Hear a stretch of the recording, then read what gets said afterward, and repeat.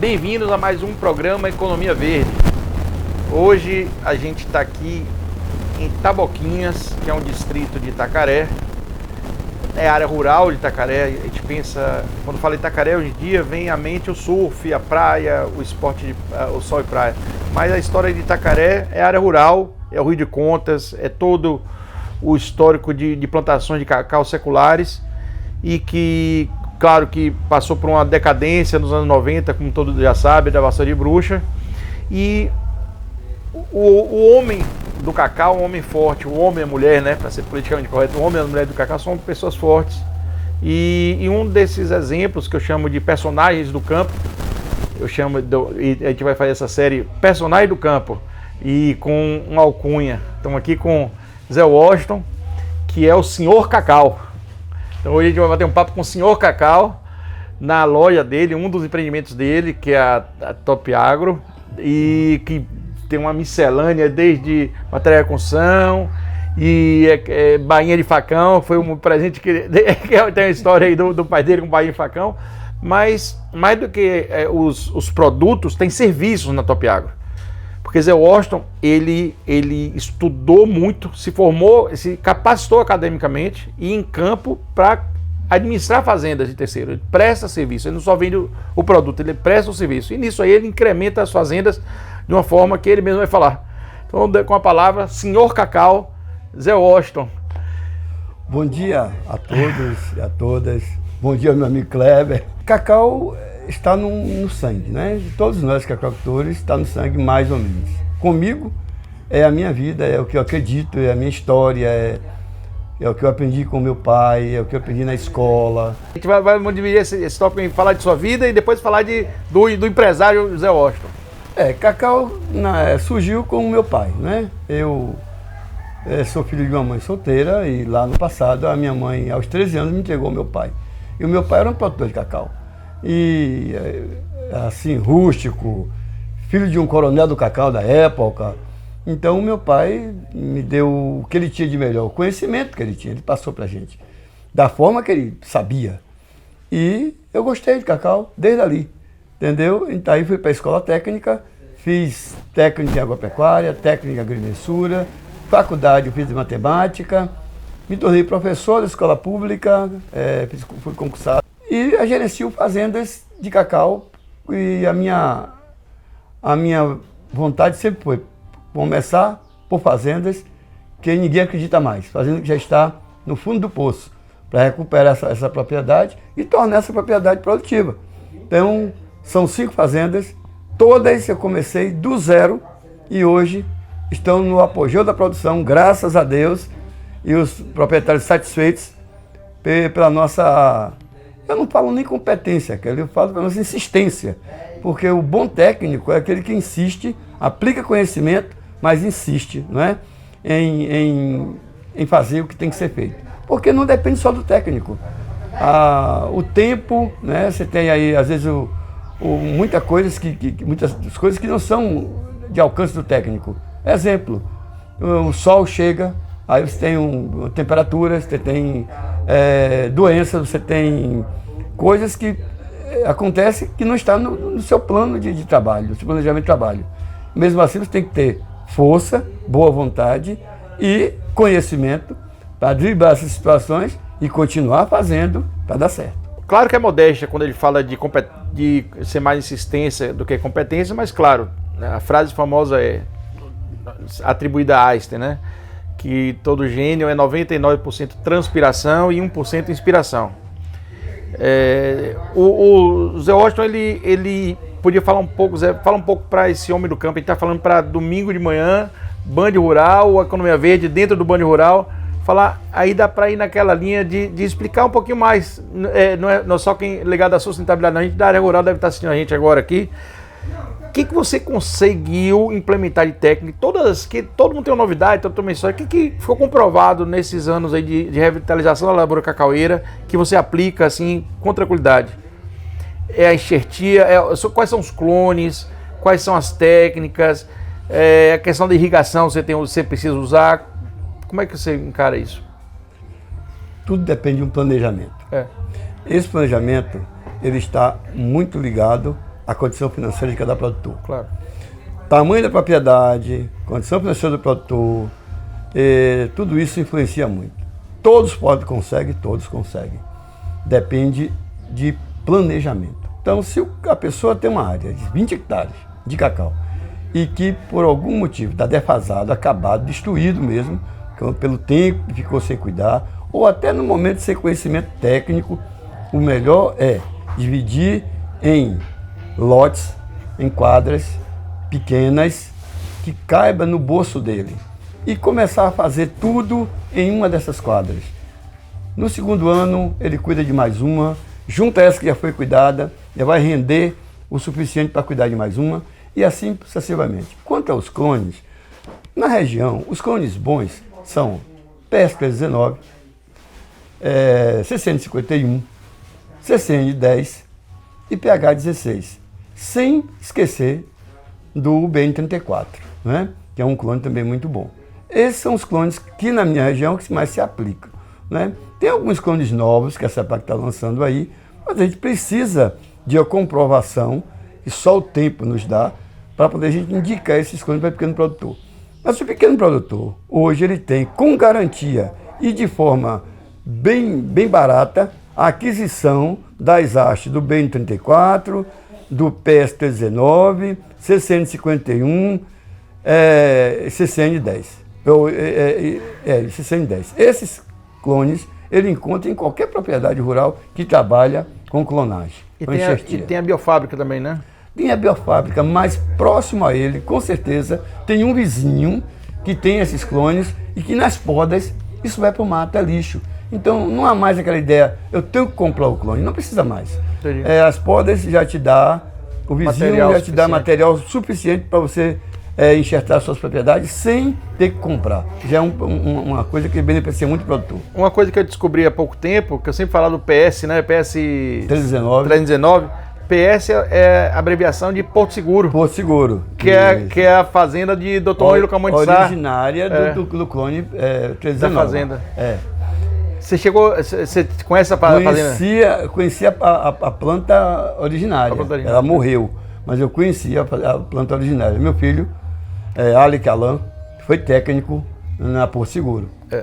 E é isso, assim, claro que essa placa ajudou, mas a revitalização da lavoura cacaueira veio da iniciativa de homens como o Dr. Ângelo Camões de Sá, Norberto Odebrecht, pessoas que acreditaram na lavoura e foram buscando seleção, e hoje, 20 anos depois, praticamente, né, 25 anos depois, já tem uma tranquilidade de falar quais são os clones. A questão da fertilização é muito importante também, né, Zé? Deixa eu falar uma coisa que ficou aí, que é bem originária.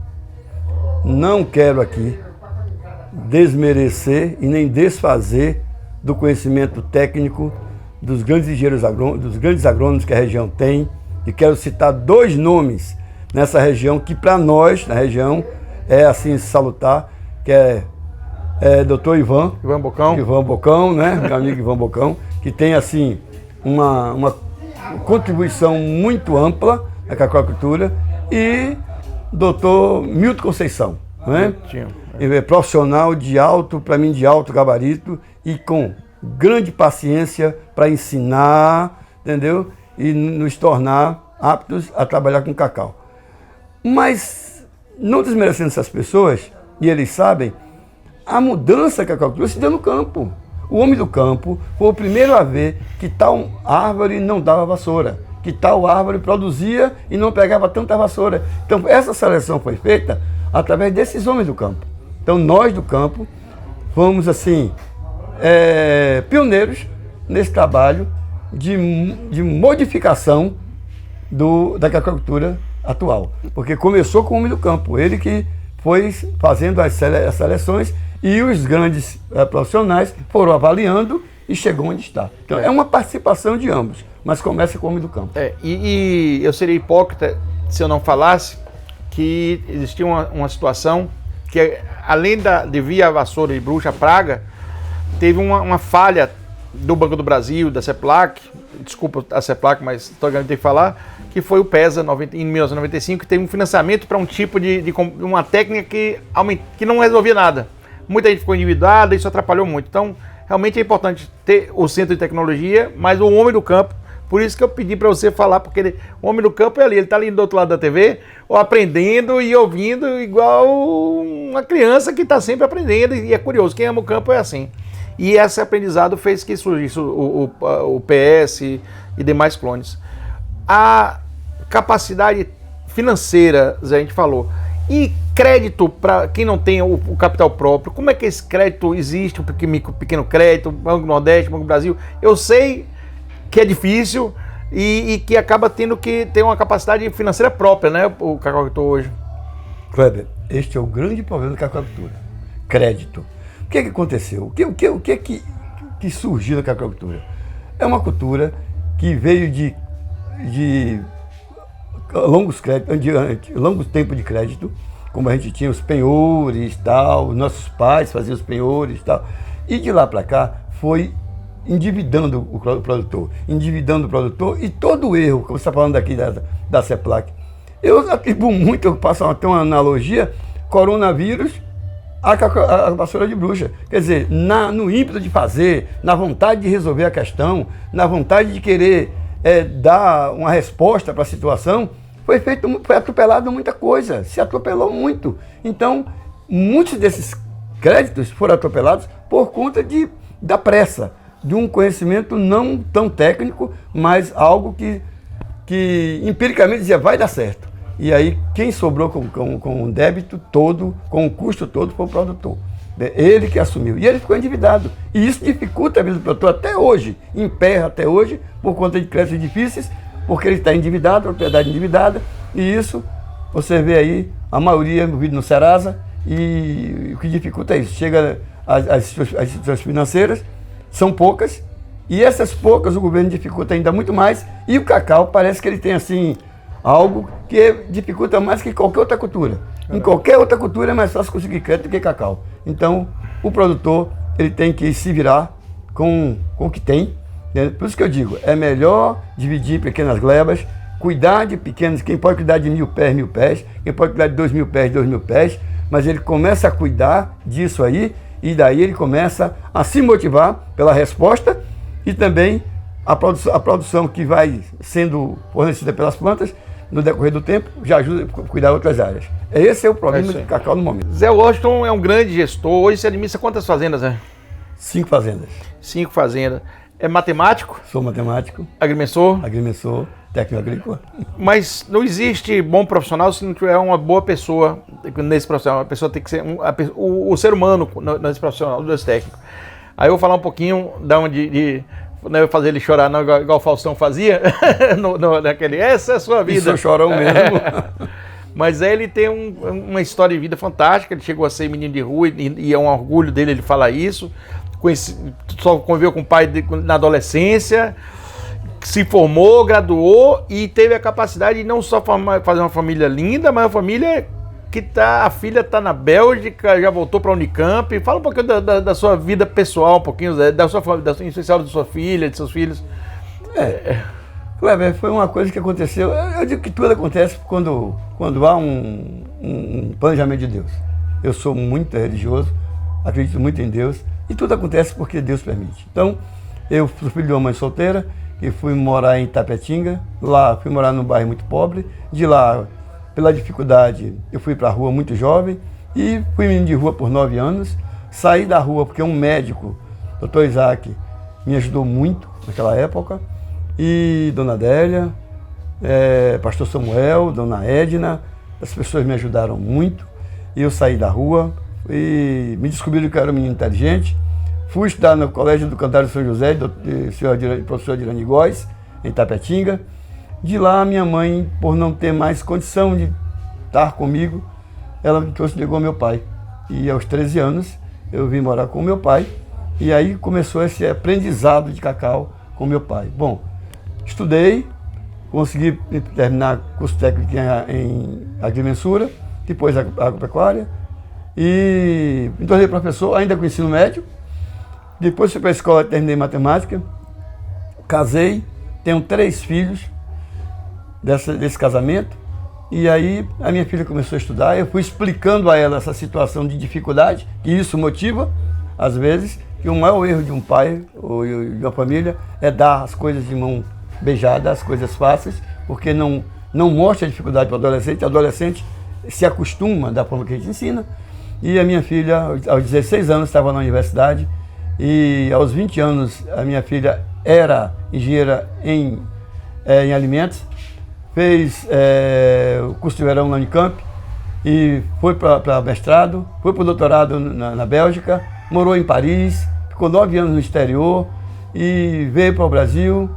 E hoje já passou em Istambul, viajou pelo mundo e hoje é professora concursada, pesquisadora na Unicamp. Então, a outra é professora, doutora em matemática e professora da UFAL. Então, o meu filho é técnico agrícola e trabalha comigo. E Alan, eu trabalho, ele é administrador das fazendas de minha família, que eu convidei, foi uma das decisões mais acertadas que minha família fez, foi dar essa gestão para Zé. Alan é uma pessoa de grande dedicação, um grande pupilo do pai. Isso. E inclusive eu trouxe aqui para essa loja, para conhecer Zé e comer, claro, uma curuca, um dos sócios do maior banco de investimento de agronegócio do Brasil, chamado Ecoagro, o Moacir Teixeira. E o Moacir falou, eu quero emprestar dinheiro para a empresa desse cara, até porque ele é um gênio e tem um filho que é um guerreiro e eu quero estruturar, quero crescer Agrotop. Então uma está no Unicamp, no acadêmico, outro está no campo real, mas essa história, quando você lembra do seu passado e vê a projeção do futuro, já imagina como é que vão ser seus netos, é uma história de vida tão bonita que eu soube que você tem até uma poesia, que fala, você tem um lado poeta também. Quando eu era adolescente, eu adorava escrever. E até hoje escrevo, né? Mas tem uma poesia que conta a minha história de vida, né? Então essa poesia já andou em várias universidades por aí. Ela chama-se Sonho e Realidade.